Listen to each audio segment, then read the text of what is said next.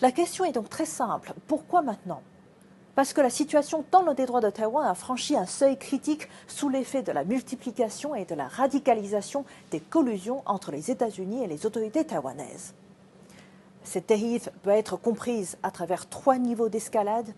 Premièrement, une escalade financière. Washington a approuvé des ventes d'armes à Taïwan d'un montant dépassant 11,1 milliards de dollars. C'est le programme le plus important jamais accordé à l'île.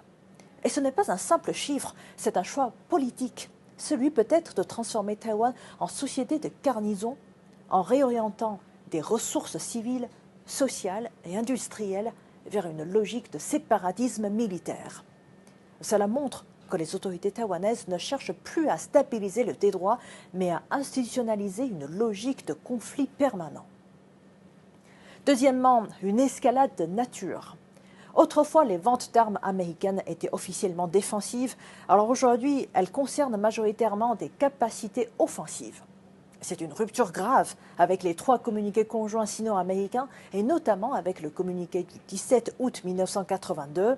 Dans ce texte, les États-Unis s'étaient engagés à ne pas poursuivre une politique de vente d'armes à long terme à Taïwan, à ne pas dépasser le niveau de vente des premières années après la normalisation diplomatique et à les réduire progressivement en vue d'un règlement définitif.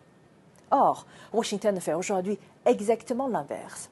Un point doit être rappelé clairement, selon le droit international et les résolutions de l'ONU, Taïwan fait partie intégrale de la Chine.